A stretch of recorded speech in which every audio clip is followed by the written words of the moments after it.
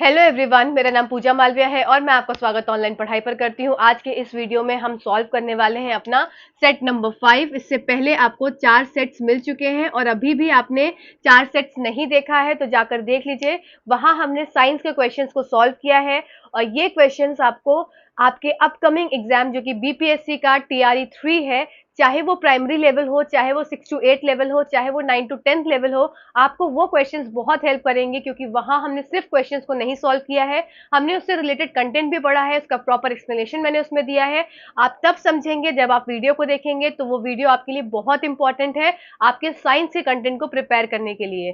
तो आप उन वीडियोस को जरूर देख लीजिएगा। लिंक आपको मैं डिस्क्रिप्शन डिस्क्रिप्शन में दे दूंगी, साथ ही साथ उस लिंक को मैं कमेंट में भी पिन कर दूंगी। तो आपको किसी भी तरह से बस उसको खोज लेना है, या तो कमेंट के माध्यम से या आपको खोज लेना है जाकर सीधे आपको डिस्क्रिप्शन में, तो आपको वो मिल जाएगा। और आप साथ ही साथ और तैयारी अपनी करना चाहते हैं आप बीपीएससी साइंस से रिलेटेड, तो आप बीपीएससी 3.0 मेरे प्लेलिस्ट बनी है बीपीएससी TRE 3.0 इस नाम से प्लेलिस्ट बनी है, इसको जाकर जरूर स्क्रॉल करिए क्योंकि यहाँ पर हमने एनसीईआरटी की समरीज को कवर किया है। साथ ही साथ मैंने आपको 1 शॉर्ट वीडियोस दिए हैं बायोलॉजी, केमिस्ट्री, फिजिक्स के, तो वो सारे वीडियोस आपके बहुत हेल्प में आएंगे आपको। साथ ही साथ सीटेट जनवरी 2024 के नाम से प्लेलिस्ट है, वहां पर जाकर देखिए, वहां पर भी आपको काफी कंटेंट मिल जाएगा आपका साइंस एनसीईआरटी से रिलेटेड। तो चलिए, ज्यादा आपको समय नहीं लूंगी। अगर चैनल पे नए हैं तो सब्सक्राइब कर लीजिएगा। यहाँ हम बीपीएससी TRE 3 की तैयारी कर रहे हैं, एकदम सटीक तैयारी, अच्छी तैयारी, और आपकी तैयारी को इन वीडियोस से बहुत हेल्प मिलेगी, आपकी तैयारी और बढ़ेगी। तो चलिए सीधा स्क्रीन पर चलते हैं और स्क्रीन पर देखते हैं क्वेश्चंस को। और आज के जो क्वेश्चंस है हमारे पार्ट 2 है इनका, क्योंकि पिछला थोड़े क्वेश्चंस हमने करे थे, आधे क्वेश्चंस पिछले सेट 4 में, और आज जो बचे हुए हमारे क्वेश्चंस हैं वो हम करने वाले हैं सेट नंबर 5 में। चलिए स्क्रीन पर चलते हैं। चलिए तो जल्दी से क्वेश्चंस को सॉल्व कर लेते हैं। और ये हमारा आज है पार्ट 2 और पार्ट 1 हम ऑलरेडी कर चुके हैं, आपने देखा भी होगा। और अगर अभी तक नहीं देखा है तो जाकर देख लीजिए, आपको लिंक डिस्क्रिप्शन बॉक्स में मिल जाएगा। उसमें हमने पार्ट 1 में हमने करा था, पार्ट 1 जो था उसमें क्वेश्चन 111 से लेके 128 तक कवर किए थे। आज हम करने वाले हैं पार्ट 2 किसका, क्लास 6 to 8 का। और ये आपके प्रीवियस ईयर क्वेश्चन किसके हैं, बीपीएससी के हैं, TRE 2। और यहाँ पर हम क्वेश्चन करेंगे 129 से लेके 150 तक, टोटल क्वेश्चन हम आज कवर करने वाले हैं। तो सेशन को लास्ट तक देखिएगा, चीजों को समझिएगा, और आपको इसकी PDF विद सॉल्यूशन आपको टेलीग्राम चैनल पर मिल जाएगी, तो वहां पे भी आप जुड़ जाइए। चलिए देख लेते हैं सबसे पहला क्वेश्चन। आपको सबसे पहला क्वेश्चन क्या बोल रहा है कि burning of lime to give calcium oxide and carbon dioxide gas is. तो आपको क्या है, एक बर्निंग, लाइम को बर्न कर रहे हैं, और लाइम को बर्न करने से क्या हो रहा है, लाइम को बर्न किया और क्या बनाया, कैल्शियम ऑक्साइड प्लस आपका कार्बन डाइऑक्साइड, मतलब आपने क्या बंद किया, CaCO3 को आपने हीट किया। तो इससे क्या बन रहा है, आपकी ये रिएक्शन आपकी बन रही है, पूरी रिएक्शन। CO2 क्या है, कार्बन डाइऑक्साइड, ये रिलीज हो जा रही है। तो इस रिएक्शन को क्या बोलते हैं, इस रिएक्शन का वैसे तो प्रोसेस का नाम हो जाता है क्या, आपका कैल्सिनेशन। क्या है नाम इसका, कैल्सिनेशन।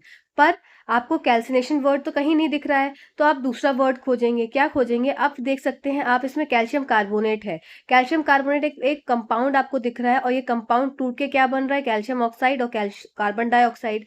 तो इसका ये कंपाउंड का टूटना, इसका मतलब क्या हो गया, कुछ अपघटन हो रहा है या कुछ डिकम्पोजिशन हो रहा है, किसमें, एक कंपाउंड का छोटे छोटे अपने कॉन्स्टिट्यूएंट कंपाउंड्स में इसका क्या है, एक गैस बन रही है और एक CO कैल्शियम ऑक्साइड रिलीज हो रहा है। तो ये क्या हो गया, डिकम्पोजिशन रिएक्शन हो गई।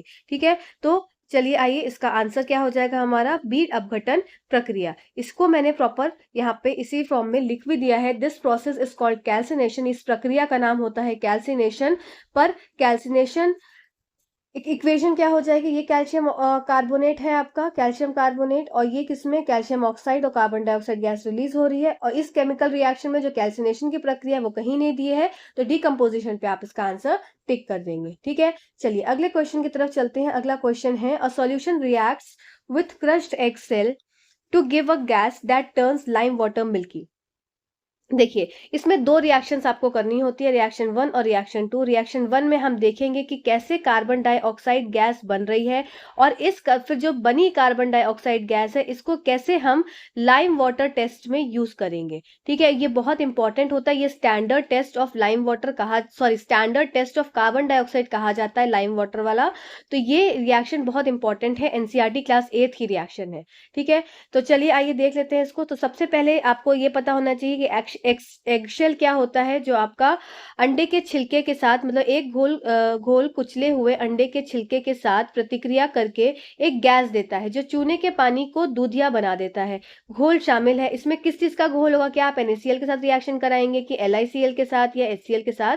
तो इसका उत्तर तो हो जाएगा क्या आपका, इसका उत्तर हो जाएगा आपका इसका उत्तर हो जाएगा HCl। आइए इस प्रक्रिया को पूरा अच्छे से समझ लेते हैं। तो ये प्रक्रिया क्या है आप इधर देख सकते हैं। सबसे पहले आप पहली वाली इमेज को देखेंगे जिसमें क्या हो रहा है, ये आपको कैल्शियम कार्बोनेट प्रेजेंट है। कैल्शियम कार्बोनेट ये रहा, ठीक है, CaCO3। इसकी आपने रिएक्शन कराई किसके साथ? HCl के साथ। क्या बना आपका? कैल्शियम क्लोराइड बन गया, ठीक है। कार्बन डाइऑक्साइड गैस रिलीज हो गई और वाटर बन गया। अब आपका क्या हो गया, मतलब यहां से कार्बन डाइऑक्साइड गैस रिलीज हो गई। कैल्शियम कार्बोनेट को जैसे ही हाइड्रोक्लोरिक एसिड में मिलाएंगे तो कार्बन डाइऑक्साइड गैस रिलीज होगी। अब ये कार्बन डाइऑक्साइड गैस जो रिलीज हुई इसको हम यूज करेंगे किसमें? अपने लाइम वाटर टेस्ट में, ठीक है। ये आप इधर देख सकते हैं। अब आप सेकंड इमेज पे आ जाइए। सेकंड इमेज पे क्या हुआ, यहाँ पे क्या प्रेजेंट था? Lime water. लाइम वाटर का फॉर्मूला क्या हो जाता है, इसको आप याद रखेंगे, कंफ्यूज नहीं होंगे। लाइम वाटर का फॉर्मूला होता है CaOH होल ट्वाइस। अब जैसे ही जो यहाँ पे आप देख सकते हैं, मैं कलर चेंज कर दी जिससे आपको समझ में आए, ये CO2 बना। ये CO2 आप लाइम वाटर के पास करेंगे। जैसे ही आप पास करेंगे तो आपको क्या दिखेगा, आपका क्या दिखेगा बनता हुआ? आपको दिखेगा CaCO3 बनता हुआ दिखेगा, जो कि क्या है? कैल्शियम कार्बोनेट है। वापस से ये बन जाएगा और ये इसका काम क्या हो जाएगा, ये जो आपका पूरा सोल्यूशन था, ये जो पूरा सोल्यूशन था इसको क्या कर देगा? दूधिया कलर में कन्वर्ट कर देगा। तो ये क्या होता है, ये लाइम वाटर का टेस्ट होता है जिसमें लाइम वाटर मिल्की, पहले तो ट्रांसपेरेंट होता है, मतलब आपका ट्रांसपेरेंट होता है और फिर ट्रांसपेरेंट से कैसा हो जाता है, वो दूधिया कलर का हो जाता है। तो ये जो टेस्ट है ये आपका कार्बन डाइऑक्साइड टेस्ट होता है जो कि लाइम वाटर पर किया जाता है और लाइम वाटर को ये मिल्की कन्वर्ट कर देता है। तो आई होप आपको ये रिएक्शन समझ में आई होगी। और ये ऐसा क्यों होता है, क्योंकि व्हाइट प्रेसिपिटेट फॉर्म हो जाते हैं, milky cloud white precipitate form हो जाते हैं जो कि कार्बोनेट आयंस का प्रेजेंस जो है वो टेस्ट ट्यूब में बताते हैं, ठीक है। चलिए आइए अब देख लेते हैं। तो इसका आंसर क्या हो गया हमारा, इसका आंसर आपने समझ लिया कि इसका आंसर हो गया HCl। चलिए अब नेक्स्ट क्वेश्चन की तरफ चलते हैं। नेक्स्ट क्वेश्चन है हमारा 131st क्वेश्चन। और इस क्वेश्चन को करने के लिए, ये क्वेश्चन बहुत आसान है, इसको थोड़ा सा लॉजिकली भी आपने सोचा होता अगर तो ये क्वेश्चन हो गया होता इजीली। देख लेते हैं क्या है। 10 ml of solution of NaOH, 10 ml solution किसका है? NaOH का है। Is found to be completely neutralized by 8 ml to give of a given solution of HCl। मतलब अब जैसा बोला है वैसा आपको लिखते जाना है, ठीक है। चलिए इसको मैं यहीं पे आपको समझा देती हूँ जिससे कि आपको क्वेश्चन के बगल में इसका एक्सप्लेनेशन मिल जाएगा। तो आपको क्या लिखा हुआ है, NaOH दिया हुआ है, जस्ट अ सेकेंड, हाँ, NaOH दिया हुआ है और एक तरफ क्या है दिया हुआ है, HCl दिया है। NaOH के 10 मिलीलीटर घोल को दिए गए HCl के 8 मिलीलीटर घोल द्वारा पूरी तरह से उदासीन पाया जाता है। यदि हम NaOH के समान घोल का 20 मिलीलीटर लेते हैं तो उदासीन करने के लिए HCl घोल की आवश्यक मात्रा होगी, ठीक है। लॉजिकली आप इसको सोचेंगे तो देखिए NaOH का 10 ml हमें दिया हुआ है, इसका फिर क्या वो 10 ml में 8 ml अगर हम HCl मिला दे रहे हैं तो क्या हो जा रहा है, ये 10 ml of solution of NaOH is found to be completely neutralized by 8 ml। इसमें मिला दे रहे हैं तो इतना मिला रहे हैं तो ये उदासीन हो जा रहा है। अब दूसरी बात क्या बोली गई है कि अगर अगर हम 20 ml NaOH सॉल्यूशन को लें तो इसमें हम कितना ml HCl डालें जिससे कि ये उदासीन हो जाए। तो आप इधर देख सकते हैं, क्या देख सकते हैं कि इधर आपने 10 से 20 कर दिया, मतलब क्या कर दिया, दुगना कर दिया। तो इधर भी 8 से तो आप दुगना कर सकते हैं ना, तो 8 से दुगना कितना हो जाएगा, 16 ml। तो इसका आंसर आपका क्या हो जाएगा, 16 ml। तो 16 ml तो आपको ना ए में दिख रहा है, ना बी में दिख रहा है, ना सी में दिख रहा है, तो इसका आंसर क्या है, 16 ml। तो आपका नन ऑफ द अबव इसका उत्तर हो जाएगा। आई होप आपको एक क्वेश्चन क्लियर हुआ होगा, इजी क्वेश्चन था, लॉजिकल क्वेश्चन था। चलिए नेक्स्ट क्वेश्चन देख लेते हैं। नेक्स्ट क्वेश्चन क्या बोल रहा है कि a drop of liquid sample was put on a pH paper. एक पीएच पेपर है, पीएच स्ट्रिप है, मान लीजिए ये स्ट्रिप है मेरे पास। It was observe that colour of the pH paper turns blue. ठीक है, द लिक्विड सैंपल इज। अब क्या हुआ कि कोई भी जो मेरे पास पीएच पेपर था इस तरीके का, तो ये जैसे ही मैंने इसके ऊपर क्या किया, एक सॉल्यूशन डाल दिया, इसके ऊपर मैंने कोई एक सॉल्यूशन डाल दिया, तो उस सॉल्यूशन के डालने से क्या हो गया, ये पीएच पेपर का जो कलर था वो कन्वर्ट हो गया ब्लू में। ठीक है, आपको पता है दो चीज कि जो अगर एसिड होता है तो एसिड और बेस दो कंडीशन होती है। तो एसिड में के केस में क्या हो जाता है, ब्लू जो लिटमस पेपर अगर होता है तो वो कन्वर्ट हो जाता है रेड में, और बेस में क्या होता है, रेड लिटमस पेपर आपको कन्वर्ट हो जाता है ब्लू में। इसको आप याद कैसे रखते हैं, BAR से। BAR मतलब जो ए क्या है आपका एसिड है, तो बी से कन्वर्ट हो जाएगा किसमें, आर में, एसिड के केस में। और आपका जो बेस हो जाएगा जस्ट उसका ऑपोजिट हो जाएगा, आर कन्वर्ट हो जाएगा आपका बेस में। ठीक है, तो यहाँ पर क्या हो रहा है कि ये टर्न कर दे रहा है ब्लू में, तो इसका मतलब जैसे ही ये ब्लू में आपको कन्वर्ट होता हुआ दिखाई दे रहा है, तो आप ये बोल सकते हैं कि उसमें क्या है, उस सोल्यूशन में क्या प्रेजेंट है, क्या वो डिस्टिल वाटर। डिस्टिल वाटर तो आपका क्या होता है इसके पास, डिस्टिल वाटर तो आपका क्या होता है, न्यूट्रल। ना ही वो एसिडिक होता है, ना ही वो बेसिक होता है, मतलब ना ही वो अम्लीय होता है, ना ही वो क्षारीय होता है। वो क्या होता है, उदासीन होता है। ठीक है, न्यूट्रल सॉल्यूशन होता है। लेमन जूस कैसा हो जाएगा आपका, लेमन जूस आपका कैसा हो जाएगा, आपका ये आपका एसिडिक हो जाएगा। ठीक है, और सोडियम कार्बोनेट क्या हो, सोडियम बाइकार्बोनेट क्या होता है, सोडियम बाइकार्बोनेट आपका NaHCO3। अगर मैं इसकी रिएक्शन भी आपको बताऊं, NaHCO3 प्लस इसकी रिएक्शन किसके साथ हो जाएगी, वाटर के साथ हो जाएगी, और क्या बना लेगा, NaOH प्लस आपका H2CO3। ठीक है, तो जैसे ही NaOH बना, मतलब NaOH क्या है आपका, ये बेस है। जैसे ही ये, तो आप ये समझ सकते हैं कि क्या हो गया कि आपकी जो सी वाली रिएक्शन है, ये क्या है, एक तरह से बेस की रिएक्शन है। मतलब एन सोडियम बाइकार्बोनेट आपका बेस है, और बेस का ही काम होता है कि वो रेड से किसको कन्वर्ट कर देगा, ब्लू में कन्वर्ट कर देगा। तो आपका ऑप्शन तो क्या हो गया इसमें, आपका ऑप्शन हो गया सी वाला। हाँ, सी वाला आपका उत्तर करेक्ट हो। तो इसमें आपका आंसर क्या हो गया, सोडियम बाइकार्बोनेट। Sodium bicarbonate. आइए अब चीजों को और समझ लेते हैं, जिससे कि लिटमस से अगर कोई क्वेश्चन आए तो आपका गलत नहीं हो। और बहुत ही ध्यान से सुनिएगा, बहुत ही इजी एक्सप्लेनेशन है, आपको अच्छे से समझ में आ जाएगा। आप पहले वाली इस इमेज को देखिए। इसमें क्या है, मेरे पास ब्लू कलर का क्या है, लिटमस पेपर है। ठीक है, ब्लू कलर का लिटमस पेपर है, और दूसरे वाले केस में रेड कलर का लिटमस पेपर है। लिटमस पेपर एक सूचक होता है जो कि ये बताता है कि कोई भी सॉल्यूशन अम्लीय है या कोई भी सॉल्यूशन क्षारीय है। अगर सॉल्यूशन को क्षार या अम्लीय में बताना है, उसको ये जताना है कि कौन सा है, तो उसको आप सिर्फ मुंह में टेस्ट करके या हाथ से टच करके नहीं कर सकते, क्योंकि जो स्ट्रॉन्ग एसिड्स होते हैं या स्ट्रॉन्ग बेस होते हैं वो हार्म कर सकते हैं बॉडी को। ठीक है, इसके लिए पीएच इंडिकेटर का इस्तेमाल किया जाता है, पीएच सूचक का इस्तेमाल किया जाता है, जो कि ये बताता है कि कोई भी चीज अम्लीय है या कोई भी चीज क्षार है। इतना आपको पता होगा। ठीक है, अब ये ब्लू लिटमस पेपर है मेरे पास पहली कंडीशन में, और इसमें रेड लिटमस पेपर है दूसरी कंडीशन में। जैसे ही ब्लू लिटमस पेपर को मैंने, एक ये सॉल्यूशन है, मुझे नहीं पता इस सॉल्यूशन में क्या प्रेजेंट है, ये जो यहाँ पे भरा हुआ है इसमें मुझे नहीं पता कि इसमें क्या है। तो जैसे ही ये पहली वाली कंडीशन में ब्लू पेपर जाता है इस सॉल्यूशन के अंदर, तो ये कन्वर्ट हो जा रहा है, देख सकते हैं आप, किसमें, रेड कलर में। ठीक है, और जैसे ही आपका रेड लिटमस पेपर जा रहा है आपका इस सॉल्यूशन में, और ये कन्वर्ट हो जा रहा है किसमें, ब्लू कलर में, तो आप यहां बोल सकते हैं कि जो पहला वाला सॉल्यूशन है, ये आप बोल सकते हैं कि पहला वाला सॉल्यूशन क्या है, ये आपका अम्लीय है, एसिड है, और दूसरा वाला सॉल्यूशन आपका बेस है, मतलब क्षार है। ये आप यहां बोल सकते हैं, ये आप पीएच इंडिकेटर की मदद से कर सकते हैं। अब आपके नेचुरल इंडिकेटर्स जो होते हैं, यहाँ पे जो आप सेकंड इमेज देखेंगे मेरे साथ, इसमें बहुत ध्यान से देखेंगे कि न्यूट्रल सॉल्यूशन है।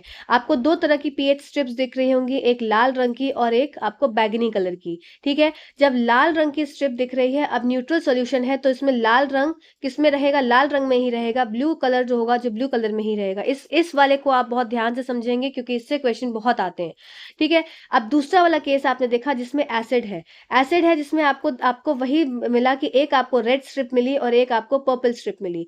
जैसे ही आपने इस एसिड में डाला तो रेड ही रहेगा, क्यों? क्योंकि हमारा एसिड का काम क्या होता है, ये ब्लू से कन्वर्ट हो जाता है रेड में। तो रेड तो था पहले ही, तो रेड ही रहेगा। पर सेकेंड वाली स्ट्रिप जो पर्पल थी वो धीरे धीरे आप देख सकते हैं यहाँ पर ये कैसी होने लगेगी, ये आपकी, ये आप इधर देख सकते हैं, ये आपकी कैसी होने लगेगी, धीरे धीरे कन्वर्ट होने लगेगी रेड में, मतलब ब्लू से रेड में कन्वर्ट हो रहा है। अब वापस से बेस की बात करती हूँ मैं, तो पहली स्ट्रिप आपकी रेड है, दूसरी स्ट्रिप आपकी ब्लू कलर की है। बहुत ध्यान से समझेंगे तो जो रेड स्ट्रिप है ये ब्लू में कन्वर्ट हो जाएगी और ब्लू थी वो ब्लू में ही रहेगी। मतलब मैं ये बोल सकती हूँ, एक एंड रिजल्ट निकाल सकती हूँ कि एसिड में अगर मैं, मेरे पास स्ट्रिप कैसी है, अगर स्ट्रिप मेरे पास रेड है, ठीक है, स्ट्रिप मेरे पास रेड है तो वो रेड कलर की ही रहेगी। पर अगर स्ट्रिप मेरे पास ब्लू कलर की है या पर्पल कलर की है तो वो कन्वर्ट हो जाएगी रेड में। अगर यहीं पे शार की बात हो जाएगी तो मेरे पास अगर रेड कलर की स्ट्रिप है तो वो कन्वर्ट हो जाएगी ब्लू में, और मेरे पास अगर ब्लू कलर की स्ट्रिप है तो मेरे वो कन्वर्ट हो जाएगी किसमें, वो ब्लू में ही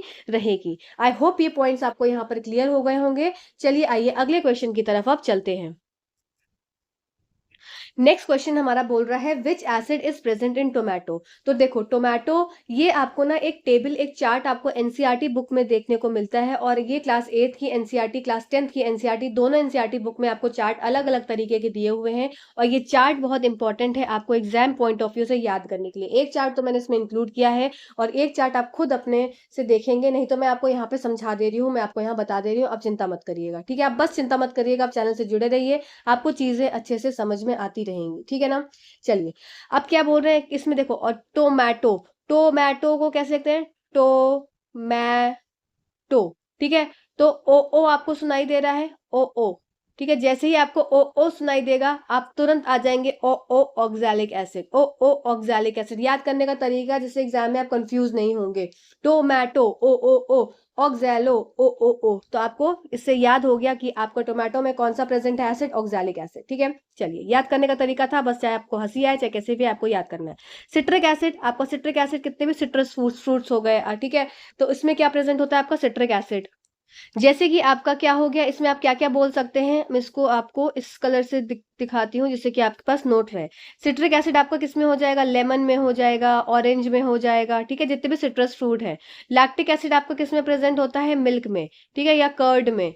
तो ये सब क्या है, ये सब आपका लैक्टिक एसिड प्रेजेंट है। तो आपका आंसर यहाँ पर क्या हो जाएगा, विच acid is present in tomato, आपका हो जाएगा ऑक्सैलिक एसिड। टमाटर में कौन सा अम्ल पाया जाता है, ऑक्सैलिक अम्ल, ठीक है? चलिए अगले क्वेश्चन की तरफ चलते हैं। अगला क्वेश्चन है हमारा Na2CO3.10H2। जैसे ही आपको 10H2O दिख जाएगा मतलब आपको पानी दिख गया, ठीक है? याद करने का तरीका है, जैसे ही आपको 10H2O दिख गया इसका मतलब आपको पानी दिख गया, तो आप तुरंत ऐसा ऑप्शन देखेंगे जहां पर आपको पानी से रिलेटेड कुछ चीज दिख रही है। आपको क्या दिख रहा है, सी वाले ऑप्शन में वॉशिंग सोडा दिख रहा है, ठीक है? तो वॉशिंग सोडा मतलब धोने का सोडा, ये आपका इसका उत्तर हो जाएगा।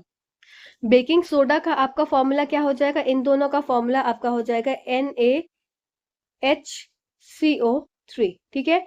और सोडियम कार्बोनेट, ये आपका क्या हो जाएगा, ये आपका वॉशिंग सोडा हो जाएगा, ठीक है? चलिए अगले क्वेश्चन की तरफ चलते हैं।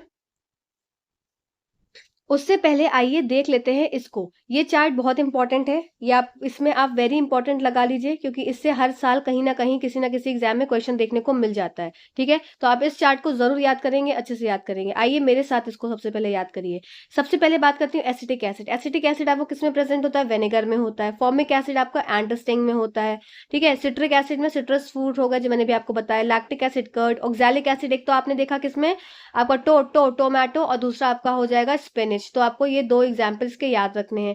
अस्कॉर्बिक एसिड आपका विटामिन सी होता है, आंवला, सिट्रस फ्रूट, ठीक है? टार्टरिक एसिड क्या होता है, टैमरिन, ग्रेप्स, अनराइप, इसमें क्या प्रेजेंट होता है आपका, टार्टरिक एसिड। अब आपका कैल्शियम हाइड्रोक्साइड को लाइम वाटर बोलते हैं, ये भी आप याद कर लीजिए क्योंकि ये आपका एनसीईआरटी का ही बुक का ये आपकी इमेज है। फिर मैग्नीशियम हाइड्रोक्साइड को मिल्क ऑफ मैग्नीशिया बोलते हैं। फिर अमोनियम हाइड्रोक्साइड आपका क्या है, विंडो क्लीनर है। सोडियम हाइड्रोक्साइड आपका क्या है, पोटेशियम हाइड्रोक्साइड, ये आपका सोप है। तो ये आपको चार्ट याद करना है, आप इसको याद कर लीजिएगा, आपको पीडीएफ मिल जाएगी, आप चिंता मत करिएगा, ठीक है? बस आप पढ़ते रहिए। नेक्स्ट क्वेश्चन है हमारा 135वां क्वेश्चन। इस क्वेश्चन को करने के लिए, ये क्वेश्चन आपका, आपने पीकेए और ये सब आपने ना 11th-12th में सुने हैं। तो चलिए इसको देख लेते हैं कि कैसे है, और पीकेए से और रिलेटेड क्या चीज़ें हैं जो आपके एग्ज़ाम में अगली बार पूछी जा सकती हैं, तो मैंने उसको इंक्लूड कर दिया है ना? तो देख लेते हैं। सबसे पहले आप जो मैंने क्वेश्चन 135 क्वेश्चन आपको बता रही हूँ, उसको क्वेश्चन पढ़ लेते हैं, फिर इसको समझ लेते हैं और फिर वापस से क्वेश्चन पे आएँगे, ठीक है? चलिए, देख लेते हैं कि in chemistry pKa stands for, रसायन विज्ञान में पीकेए का क्या अर्थ है? क्या इसमें पॉलीमर काइनेटिक एनालॉग है? Symbol of acid dissociation constant eight logarithm scale है? फिर फिनाइल कीटोन एसीटेट है, या कुछ भी नहीं? ठीक है, तो इसका आंसर तो आपका क्या हो जाएगा? इसका आंसर हो जाएगा option number B. Option number B इसका करेक्ट उत्तर हो जाएगा। ठीक है, ऑप्शन नंबर बी इसका करेक्ट उत्तर हो जाएगा। चलिए आइए इसको अब समझ लेते हैं कि ऑप्शन बी क्यों हुआ इसका। ठीक है, तो सबसे पहली बात आती है ये, इसको हिंदी में भी मैंने लिखा है तो चिंता मत करिएगा, पहले इंग्लिश में देख लेते हैं फिर हिंदी में देख लेंगे। पीकेए, पीकेए क्या होता है? At the acid dissociation constant K of a solution is pKa. तो पीकेए क्या है आपका? एसिड डिसोसिएशन कांस्टेंट है द नेगेटिव बेस -10 लोगरिथम। ठीक, the pKa value is one method of determining an acid strength. ये क्या बताता है? ये एसिड की स्ट्रेंथ को बताता है। ठीक है, आप पॉइंट याद रखेंगे। अभी तो आपसे सिर्फ पीकेए पूछा क्या होता है, अब अगली बार ये भी तो पूछ सकते हैं कि पीकेए किसको बताता है। तो पीकेए क्या बताता है? ये क्या है? एसिड की स्ट्रेंथ, कितना आपका स्ट्रॉन्ग एसिड है, कितना उसमें स्ट्रेंथ है, उसको कितना अम्ल आपका मतलब बहुत तेज वाला है, वो आपका कौन बताता है? पीकेए वैल्यू इसकी बताती है। A lower pKa value denotes a more powerful acid. तो ये क्या है? जितना कम पीकेए होगा उतना ज्यादा पावरफुल एक एसिड होगा। ठीक है, जितना कम मतलब पीकेए की वैल्यू क्या बताती है? आपका स्ट्रेंथ बताती है एसिड का। इस पॉइंट को आप नोट करेंगे, जितना कम पीकेए होगा उतना ही एसिड क्या होगा? स्ट्रांग होगा। इस पॉइंट को आप याद रखेंगे। मतलब क्या है, एक तरह से ये नीचे की तरफ है तो ये क्या है? ऊंचे की तरफ है। ठीक है, उल्टा इसमें रिलेशन है, पीकेए कम तो एसिडिटी आपकी ज्यादा हो जाएगी। ठीक, अब बात कर लेते हैं the negative base -10 logarithm of a solution acid dissociation constant के इज पीके। वही चीज है, इसको आप लिखते कैसे हैं? इसको लिखने का तरीका होता है pKa is equals to -log 10 के। ठीक है, ये भी एक पूछा तरीका है, एग्जाम में पूछा गया है और एग्जाम्स में, आपके एग्जाम्स में पूछा जा सकता है। तो इसको आप देख लेंगे किस तरीके से यहाँ पे लिखते हैं। ठीक है, log 10 नीचे आता है और के आता है इस तरह से। ठीक है, वो टाइपिंग में इस तरह से आया है पर log 10 आता है। चलिए आइए पहले इसको हिंदी में देख लेते हैं, फिर हम पीएच देखेंगे। तो पीकेए किसी विलेन का अम्ल पृथक्करण स्थिरांक पीके ऋणात्मक आधार 10 लघुगणक है। पीके मान एसिड की ताकत निर्धारित करने के लिए एक विधि है। कम पीके मान अधिक शक्तिशाली एसिड को दर्शाता है। ठीक है, अब आप बात समझ चुके होंगे मैंने क्या बताया। अब बात कर लेते हैं पीएच। तो हमें पीएच पता है, पीएच क्या होता है? ये पीएच ये बताता है कोई भी चीज, जैसे क्या हो गया? पीएच स्केल, आपने पीएच स्केल देखा होगा, आपका 0 से शुरू होता है 14 तक होता है। साथ में क्या बीच का क्या होता है? 7 होता है। यहाँ पे सॉल्यूशन कैसा होता है? न्यूट्रल होता है, उदासीन होता है। इधर से क्या 0 से लेके 7 तक क्या आपका एसिडिक होगा, अम्लीय होगा। और 7 से 14 तक क्या हो जाएगा? ये आपका बेसिक होगा। जितना ज्यादा इधर होगा उतनी ज्यादा बेसिसिटी, जितना ज्यादा एसिड होगा इधर उतना ज्यादा एसिड होगा। ठीक है, तो पीएच क्या होता है? इसका अगर फुल फॉर्म पूछा जाए तो क्या होता है? पोटेंशियल ऑफ हाइड्रोजन आयन होता है, potential of hydrogen. PH is known as negative logarithm of H+ ion concentration. Hence the meaning of the name pH is explained as the strength of hydrogen or the power of hydrogen। ठीक, कितना ज्यादा H+ ion है वो क्या बताएगा? कितना ज्यादा कोई एसिड है। और बेस के लिए क्या हो जाता है? OH- आयन्स को देखते हैं, इस बात को भी आप ध्यान रखेंगे। pH describes the concentration of hydrogen ions in a solution which is the indicator of acidity। क्या मैंने बताया? वही चीज कि हाइड्रोजन आयन है प्रेजेंट, तो ये क्या बताएगा? कोई भी चीज कितनी एसिडिक है। और बेसिसिटी के लिए आपके लिए क्या होता है? इंडिकेटर OH- आयन्स का इंडिकेटर होता है। ठीक है, चलिए आइए इसी को हिंदी में भी देख लेते हैं। पीएच का पूर्ण रूप हाइड्रोजन की क्षमता है। पीएच को H+ आयन सांद्रता के ऋणात्मक लघुगणक के रूप में जाना जाता है, इसलिए पीएच का नाम अर्थ हाइड्रोजन की शक्ति या हाइड्रोजन की शक्ति के रूप में समझाया जाता है। पीएच किसी घोल के हाइड्रोजन आयनों की सांद्रता का वर्णन करता है, जो घोल की अम्लता या क्षारीयता का सूचक है। ठीक है, आई होप आपको ये पॉइंट्स क्लियर हो गए होंगे। आइए अब क्वेश्चन को सॉल्व करते हैं। अब क्वेश्चन को सॉल्व करने में मजा आएगा, है ना, क्योंकि अब आपको चीजें समझ में आ गई। तो यहाँ पे क्या बोल रहा है? The chemistry pK stands for, क्या होता है ये? तो the symbol of acid dissociation constant at logarithmic scale. लघु लघुड़ लघुगणकीय पैमाने पर अम्ल पृथक्करण स्थिरांक चिन्ह, ठीक है, तो ये आपका इसका उत्तर हो जाएगा। चलिए अगले क्वेश्चन की तरफ चलते हैं। अगला क्वेश्चन ये आपका क्लास 11-12 की केमिस्ट्री का क्वेश्चन है, तो घबराइएगा मत, चीजें तो हैं पर करनी भी पड़ेंगी, पढ़ना भी पड़ेगा, ठीक है। The colourless species is a, तो कलरलेस स्पीशीज क्या होती है आपकी? कलरलेस स्पीशीज आपकी इसमें हो जाएगी, देखिए आपको क्या याद रखना है, कलरलेस स्पीशीज आपकी इसमें हो जाएगी ये, तो आपका ऑप्शन नंबर सी तो करेक्ट उत्तर है। अब ये कलरलेस स्पीशीज क्यों ऐसी है, तो कलरलेस स्पीशीज ये इसलिए ऐसी है क्योंकि इसके पास 0 अनपेयर्ड इलेक्ट्रॉन्स होते हैं। तो किसी भी अगर कंपाउंड के पास किसी भी, और ये आपका ना डी ट्रांजिशन एलिमेंट्स की बात हो रही है, तो अगर आपके इस कंपाउंड के पास 0 क्या है, आपके 0 अनपेयर्ड इलेक्ट्रॉन्स हैं, अनपेयर्ड इलेक्ट्रॉन्स है, तभी क्या है ये कलरलेस है। अब आपका जो पहला वाला कंडीशन है, पहली वाली क्या है, VCl3, VCl3 के पास एक अनपेयर्ड इलेक्ट्रॉन्स है, एक अनपेयर्ड इलेक्ट्रॉन है, तो ये क्या है, इसकी कलर शो करता है। आपके VOSO4 के पास 2 अनपेयर्ड इलेक्ट्रॉन्स हैं, तो ये भी कलर शो करता है, पर इसके पास 0 अनपेयर्ड इलेक्ट्रॉन्स हैं, तो ये क्या है, इसीलिए ये कलरलेस स्पीशीज है। तो आपका उत्तर तो हो जाएगा option number C. Just a second, हाँ इसका उत्तर हो जाएगा आपका ऑप्शन नंबर सी। अब आइए इसका एक्सप्लेनेशन अच्छे से और समझ लेते हैं कि जो आपका वेनेडियम है Na3VO4 vanadium is present in +5, ये क्या होता है, ये +5 ऑक्सीडेशन स्टेट में प्रेजेंट होता है, ठीक है। V+5 जिसमें ये आपका ये इलेक्ट्रॉनिक कॉन्फ़िगरेशन हो गया, ठीक है। Does not have unpaired electrons, इसके पास सिर्फ आपको ये याद रखना है क्योंकि इसके पास आपका अनपेयर्ड इलेक्ट्रॉन्स नहीं होता है, इसीलिए कलरलेस स्पीशीज है, ठीक है।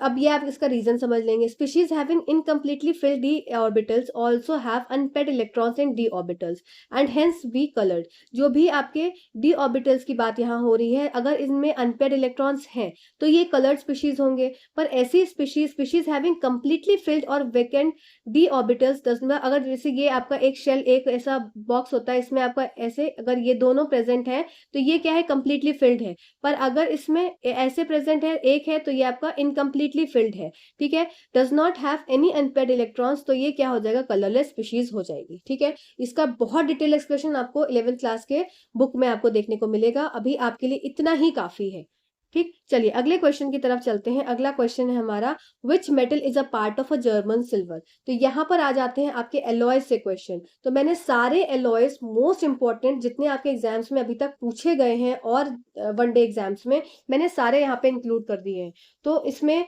आपको टेंशन लेने की जरूरत नहीं है। इसमें आप सबसे पहले तो इसका आंसर देख लीजिए कि जर्मन सिल्वर का एलॉय क्या होता है आपका, तो ये हो जाएगा आपका मोर than one of the above, क्योंकि जर्मन सिल्वर किससे बना होता है, ये आपका इसमें कॉपर भी प्रेजेंट होता है, जिंक भी प्रेजेंट होता है और निकेल भी प्रेजेंट होता है। अगर मैं इसकी मात्रा बताऊं तो 50% आपका कॉपर है, 35% आपका जिंक है और 15% आपका निकेल पाया जाता है, ठीक है। तो ये तो बात हो गई आपके इस क्वेश्चन की। अब इसके साथ साथ हम सारे अलॉयज को भी यहाँ पर देख लेते हैं।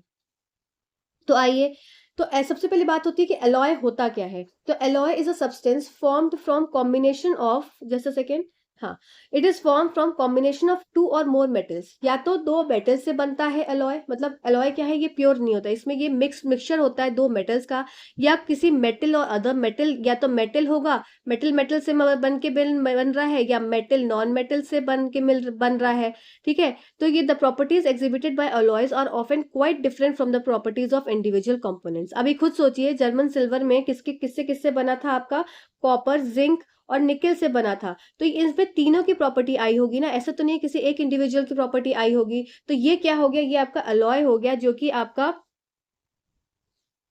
किससे किससे मिलके बन रहा है, 3 चीजों से मिलके बना, तो इसके पास तीनों की प्रॉपर्टी आ गई होगी। तो ऐसे ही आपका ये मोस्ट इंपॉर्टेंट एक एलॉय मैंने यहाँ पे ऐसे लिख दिया है, एलॉय इज रेड गोल्ड, जो आप बोलते हैं ना रेड गोल्ड है, ठीक है, ये गोल्ड है हमारा। तो ये क्या है, एक रेड गोल्ड एक एलॉय है, जिसको कैसे बनाते हैं, कॉपर और गोल्ड को एक साथ मिक्स कर देते हैं, तो वो आपका रेड गोल्ड बन जाता है। ऐसे ही आपका व्हाइट गोल्ड जो आप पहनते हैं, तो व्हाइट गोल्ड जो होता है, इसमें गोल्ड के साथ साथ आप सिल्वर को मिक्स कर दिया जाता है, तो ये क्या है, आपका व्हाइट गोल्ड बन जाता है। आइए इसको हिंदी में देख लेते हैं, तो हिंदी में क्या बोल रहा है ये, कि मिश्र धातु दो या दो से अधिक धातुओं के संयोग से बनी होती है। धातुओं और अन्य तत्वों के संयोग से मिश्र धातु बनाई जा सकती है। मिश्र धातुओं द्वारा प्रदर्शित गुण अक्सर उनके व्यक्तिगत घटकों के गुणों से काफी भिन्न होता है। मिश्र धातु का एक उदाहरण है लाल सोना, और जो तांबे और सोने को एक साथ मिश्रित करके बनाया जाता है। सोने का अन्य महत्वपूर्ण मिश्र धातु सफेद सोना होता है, जो चांदी और सोने को एक साथ मिश्र करके बनाया जाता है। ठीक है, आई होप आपको इतने पॉइंट्स क्लियर हुए होंगे। अब हम सारी टेबल में सारे अलॉयज देख लेते हैं,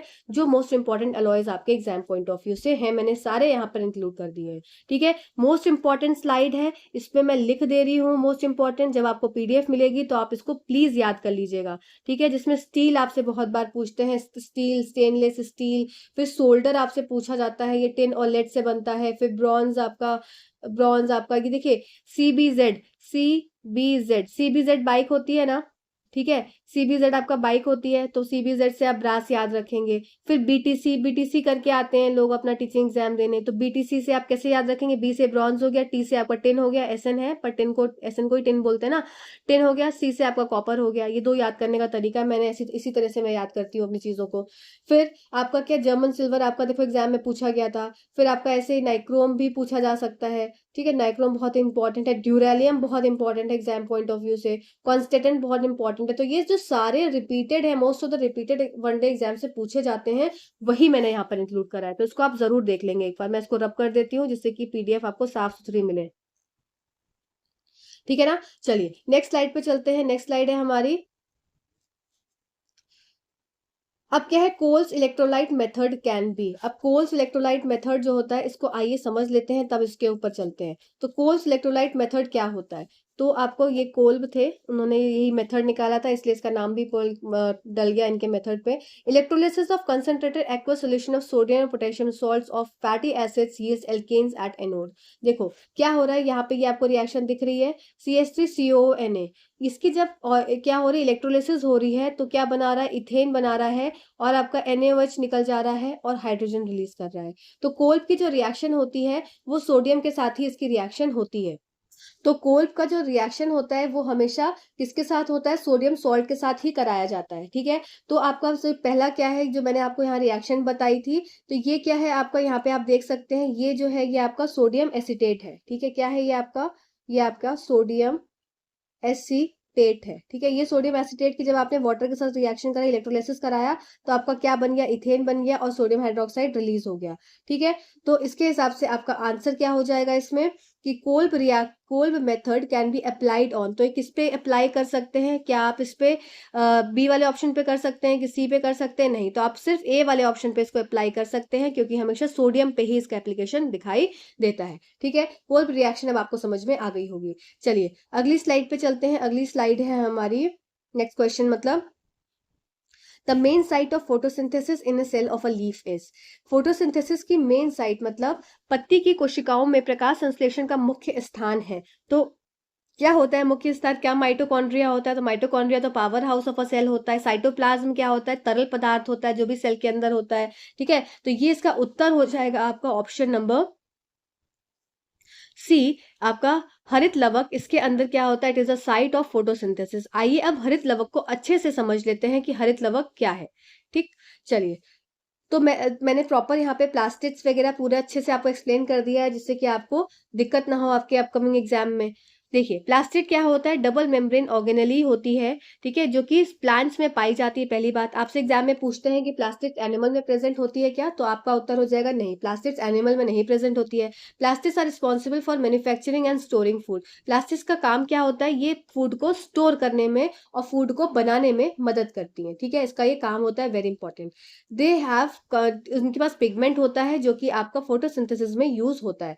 अब इसमें तीन तरह के आपको प्लास्टिक्स पढ़ना है, क्लोरोप्लास्ट, क्रोमोप्लास्ट और ल्यूकोप्लास्ट।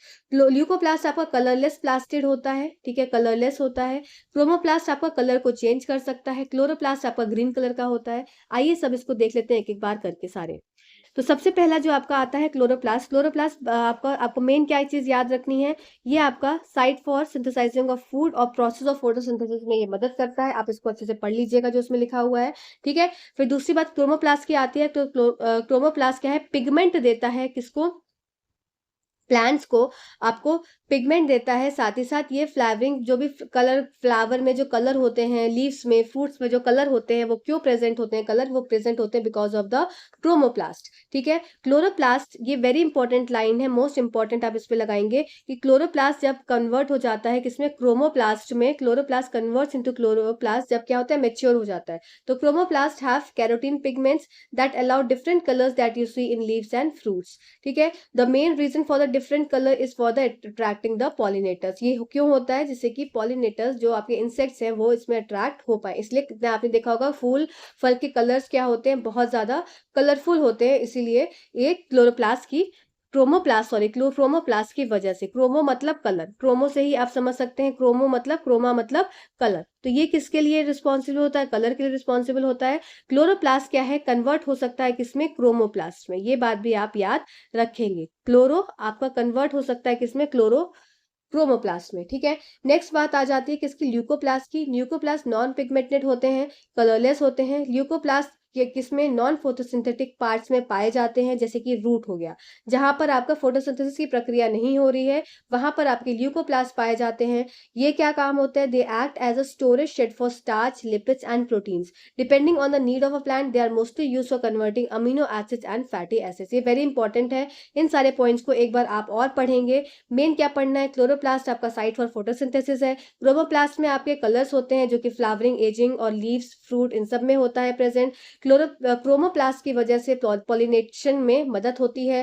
फिर सारे पिगमेंट्स यहाँ प्रेजेंट होते हैं, मेन साइट होती है डिफरेंट कलर्स को प्रोवाइड करने के लिए। ल्यूकोप्लास्ट का क्या काम होता है, ये स्टोरेज का काम करते हैं स्टार्च, लिपिड, प्रोटीन्स के। साथ साथ ये नॉन फोटोसिंथेटिक पिगमेंट्स के, नॉन फोटोसिंथेटिक पार्ट्स में पाए जाते हैं जहां पर आपकी प्रकाश संश्लेषण की प्रक्रिया नहीं होती है। ठीक है, ये कलरलेस होते हैं। ये सब पॉइंट्स आप इसमें याद रखेंगे। आइए इसको हिंदी में देख लेते हैं। ठीक है, प्लास्टिड दोहरी झिल्ली वाले अंग होते हैं जो पौधों की कोशिकाओं में पाए जाते हैं। प्लास्टिड भोजन के निर्माण और भंडारण में जिम्मेदार होते हैं। ठीक है, फिर आपका क्लोरोप्लास्ट, क्लोरोप्लास्ट में क्या होता है, उभयलिंगी आकार के होते हैं। वे प्रकाश संश्लेषण की प्रक्रिया द्वारा भोजन को संश्लेषित करने के स्थल होते हैं। ठीक है, क्रोमोप्लास्ट क्या हो जाएंगे, ये आपके पुरानी पत्तियों और फलों में पाए जा सकते हैं। ठीक है, ये आमतौर पर फूलों में पाए जाते हैं। फिर जो पत्तियां और फलों को अलग अलग रंग देने में मदद करते हैं। इनके अलग अलग रंग के मुख्य कारण परागणों को आकर्षित करना होता है। ठीक है, ल्यूकोप्लास्ट में क्या हो जाएंगे, ये गैर वर्णक अंगक होते हैं। ठीक है, रंगहीन होते हैं। फिर ये आमतौर पर पौधों के अधिकांश गैर प्रकाश संश्लेषण भागों जैसे जड़ों में पाए जाते हैं। वे पौधों की आवश्यकता के आधार पर स्टार्च, लिपिड और प्रोटीन के लिए भंडारण शेड के रूप में कार्य करते हैं। इनका उपयोग अधिकतर अमीनो एसिड और फैटी एसिड में परिवर्तित करने के लिए किया जाता है। तो ये सब पॉइंट्स आपको इसमें इंपॉर्टेंट है याद रखने के लिए। तो आपका इसका उत्तर क्या हो जाएगा, साइट फॉर फोटोसिंथेसिस, ये आपका उत्तर हो गया। ठीक है, नेक्स्ट बात कर लेते हैं नेक्स्ट क्वेश्चन की। तो contraction and expansion movement of the walls of a food pipe is known as. भोजन नली की दीवार में संकुचन एवं विस्तार संचलन को कहते हैं, क्या कहते हैं, ये तो डायरेक्ट आप इसका आंसर लगा सकते हैं, इसको बोलते हैं पेरिस्टाल्टिक मूवमेंट। पेरिस्टाल्टिक मूवमेंट क्या हो जाता है, पेरिस्टाल्टिक मूवमेंट, आइए आपको मैं इसको इमेज के द्वारा मैं आपको समझाती हूँ। पेरिस्टाल्सिस, ये क्या होता है, ये एक तरह का series of a wave like muscle contraction होता है। जैसे आपने, अगर आपने केचुए को चलते हुए देखा होगा, स्नेल को चलते हुए देखा होगा, तो कैसे उनकी बॉडी आगे पीछे मूव करती है, वो कैसा है, एक तरह से वेव लाइक मोशन होता है जो कि फूड को डाइजेस्टिव ट्रैक्ट से द्वारा नीचे ओसोफेगस से होता हुआ और आपको स्टमक तक लेकर जाता है। ठीक है, तो ये क्या हो गया, पेरिस्टाल्टिक तरंग और मांसपेशियों के संकुचन की एक श्रृंखला है जो भोजन को पाचन तंत्र के माध्यम से ले जाती है। यह अन्य प्रणाली में शुरू होती है जहां चिकनी मांसपेशियों की मजबूत लहर गति निगले हुए भोजन को गेंदों को पेट में ले जाती है। ठीक है, तो ये क्या है, ये आपको पेट तक आप देख सकते हैं यहाँ पे इमेज में कैसे कि ये बोलस जो है खाना है, ये धीरे धीरे नीचे मूव कर रहा है। ठीक है, तो ये क्या हो गया, पेरिस्टाल्सिस मूवमेंट हो गया। चलिए आइए अगले क्वेश्चन की तरफ चलते हैं। अगला क्वेश्चन है हमारा कि मनुष्यों में गुर्दे को मूत्राशय से जोड़ने वाली नलिका, the tube connecting kidney with urinary bladder in human beings. तो आपको चलिए जल्दी से किडनी का स्ट्रक्चर मैं पूरा बता देती हूँ, जिससे कि आपको अगली बार कोई क्वेश्चन आए इससे तो आपका गलत ना हो। ठीक है, तो इसका वैसे आंसर क्या हो जाएगा, इसका आंसर हो जाएगा आपका यूरेटर। ठीक है, इसका आंसर क्या होगा आपका, मैं मार्क कर देती हूँ, जस्ट अ सेकेंड। आपका यूरेटर मतलब मूत्र वाहिनी। चलिए आइए अब इसको हम जल्दी से समझ लेते हैं। क्या होता है देखिए, ये क्या हो गया आपका, इसको मैं कलर चेंज करके अगर मैं बताऊँ, तो ये तो आपकी क्या हो गई किडनी, तो ये किडनी क्या है आपकी, 2 किडनी होती है, एक राइट और एक लेफ्ट में होती है, ठीक? 2 आपको क्या हो गए, ये वेना केवास हो गई, ये एओर्टा हो गया। वेना केवा का काम क्या होता है, ये आपका डीऑक्सीजनेटेड ब्लड मतलब जहाँ से ऑक्सीजन जिस ब्लड ब्लड से निकाल लिया गया है, तो यहाँ से डीऑक्सीजनेटेड ब्लड ले जाकर ये कहाँ ले जाएगा, लेके ये हार्ट तक लेकर जाएगा, ठीक है? और हार्ट वापस से कहाँ लेकर भेजेगा इसको, हार्ट लंग्स तक भेजेगा, और वापस से इसका ऑक्सीकरण हो जाएगा, ऑक्सीजनेशन हो जाएगा, और वापस से कहाँ पे, हार्ट के पास आकर और डिफरेंट बॉडी ऑर्गन्स तक ये जो खून है आपका, अब कैसा ऑक्सीजनेटेड ब्लड है, रक्त है, वो पहुंच जाएगा। तो ये वेना केवा का काम क्या होता है, ये आपका डीऑक्सीजनेटेड ब्लड को लेकर जाता है कहाँ से, आपका किसी भी मतलब ऑर्गन से टुवर्ड्स द हार्ट तक, ठीक है? ये वेनेकेवा का काम होता है। अब एओर्टा का काम क्या है, एओर्टा का काम क्या है, ये आपकी महाधमनी होती है एओर्टा। तो एओर्टा का काम क्या होगा, ये ऑक्सी युक्त ब्लड आपका लेकर जाएगा कहाँ से, हार्ट से लेकर डिफरेंट बॉडी ऑर्गन्स तक लेकर जाएगा। इस बात को आप याद रखेंगे, वेरी इंपॉर्टेंट पॉइंट है, ठीक है? तो ये 2 आपकी चीजें क्लियर हो गई। अब बात कर लेते हैं किडनी। किडनी हमारी कैसी होती है, आपकी बीन शेप्ड की किडनी होती है, इसके अंदर नेफ्रॉन्स प्रेजेंट होते हैं, और नेफ्रॉन्स क्या होते हैं, ये हमारे ब्लड को फिल्टर आउट करते हैं जिससे कि यूरिन का फॉर्मेशन हो पाए, ठीक है? अब किडनी में क्या है, किडनी में बनता है क्या, यहाँ पे बनती है यूरिन, ठीक है? किडनी के अंदर बनती है यूरिन नेफ्रॉन्स के द्वारा, और यूरिन जब यहाँ पे बन जाती है तो आपको ये एक ऐसी नलिका जैसी दिख रही होगी, एक ऐसा पाइप दिख रहा है कि दोनों साइड ये पाइप है, तो इसको क्या बोलते हैं, यूरेटर। तो यूरेटर क्या है, एक तरह से पाइप का काम करती है यूरिन को किडनी से ब्लैडर तक लेकर जाने के लिए। ब्लैडर क्या है आपका, ये जहां पर आकर यूरिन कलेक्ट होती है, ठीक? यहाँ पर तो यूरिन, किडनी में तो यूरिन बनी, पर ब्लैडर में क्या आकर यूरिन कलेक्ट होती है। तो यूरेटर क्या होता है, आपका मूत्र वाहिनी होता है। ये क्या करता है, ये लेकर जाता है यूरिन को किडनी से लेकर ब्लैडर तक। और यूरेथ्रा क्या है, ये आपका जहां से यूरिन पास आउट हो जाती है बाहर। तो आई होप आपको ये पॉइंट्स क्लियर हुए होंगे कि अब इसमें क्या पूछा था कि मनुष्यों में गुर्दे को मूत्राशय से जोड़ने वाली नलिका, तो कौन सी नलिका हो जाएगी, ये मूत्राशय से जोड़ने वाली नलिका। ब्लैडर, ब्लैडर क्या हो गया आपका, मूत्राशय, ठीक? ब्लैडर से जोड़ने वाली नलिका को बोलते हैं मूत्र वाहिनी, ठीक? चलिए अगले क्वेश्चन की तरफ चलते हैं। अगला क्वेश्चन है हमारा, अच्छा ये इंपॉर्टेंट पॉइंट्स हैं कुछ, इसको आप नोट कर लीजिएगा, वेरी इंपॉर्टेंट है कि जो आपकी मानव ह्यूमन यूरिन है ये किस किस चीज से बनी होती है। तो इसमें सबसे ज्यादा प्रतिशत तो पानी का होता है, ठीक? रेस्ट क्या प्रेजेंट होता है इसमें, यूरिया प्रेजेंट होता है। तो आपको याद रखना है कि यूरिया कहाँ प्रेजेंट होता है, यूरिया आपके ह्यूमंस में प्रेजेंट होता है, ठीक है? और केराटिन होता है इसमें प्रेजेंट, यूरिक एसिड प्रेजेंट होता है थोड़ा सा, थोड़ा मात्रा में, फिर सोडियम क्लोराइड, पोटेशियम सल्फेट और अमोनियम, ठीक है? मेन क्या चीज आपको याद रखनी है कि इसमें वाटर प्रेजेंट होता है, प्लस यूरिया प्रेजेंट होता है, और प्लस अदर सब्सटेंसेस प्रेजेंट होते हैं। ये मेन आपको एनसीईआरटी की लाइन इस तरीके से मिलेगी, ठीक है? वाटर, यूरिया और आपका अदर सब्सटेंसेस, उसमें यूरिक एसिड ऐसे अलग से नहीं दिया हुआ है, अदर सब्सटेंसेस के अंदर वो आ गया है, ठीक? चलिए अगले क्वेश्चन की तरफ चलते हैं। यही चीज सेम हिंदी में भी लिखी है कि मानव मूत्र मुख्य रूप से पानी से बना होता है, बाकी यूरिया और आपका डिफरेंट डिफरेंट अदर सब्सटेंसेस भी इसमें प्रेजेंट होते हैं। नेक्स्ट क्वेश्चन है हमारा, the most conducive pH range for a life of a fresh water animal is. तो सबसे अच्छा पीएच रेंज क्या होता है फ्रेश वाटर एनिमल्स के लिए आपका, ये होता है आपका 6.5 से लेके 7.5 तक। मतलब क्या है आपका पीएच रेंज, क्या होती है, 0 से स्टार्ट होती है और 14 तक चलती है। बीच में क्या होता है, 7 होता है, ये आपका न्यूट्रल होता है, उदासीन होता है। इधर साइड आप देखेंगे तो यहाँ पे क्या है, एसिडिक है, अम्लीय है, और इधर साइड क्या देखेंगे, बेसिक है, मतलब ये क्षारीय है, ठीक है? बीच में क्या है, न्यूट्रल है।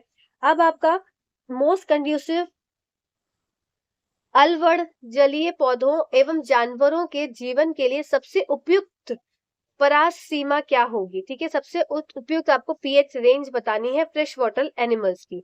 तो ये क्या हो जाएगी, ये आपको मैं अगर कलर चेंज करके बताऊं तो ये देखिए, ये यहाँ पे आपका 7 है, तो मतलब 6.5 समथिंग कुछ इधर मान लीजिए, और आपका 7.5 मतलब समथिंग कुछ यहाँ मान लीजिए। तो ये पीएच रेंज इसकी बीच में हो जाएगी, जहाँ न्यूट्रल मतलब न्यूट्रल से हल्का सा एसिडिक और न्यूट्रल से हल्का सा बेसिक।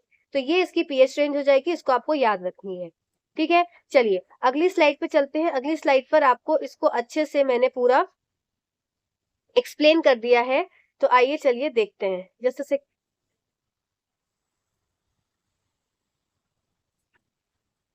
चलिए, तो ये देखिए, ये आपको ये डायग्राम दिख रहा है, इसमें क्या दिख रहा है आपको यहाँ पर कि 7.5 से लेके आपको इधर का ये जो रेंज देख रहा है 7.5 से लेके, अगर मैं 4 तक की पूरी की रेंज देखूं, हमें क्या देखना है 7.5 से 6.5 तक की रेंज देखनी है।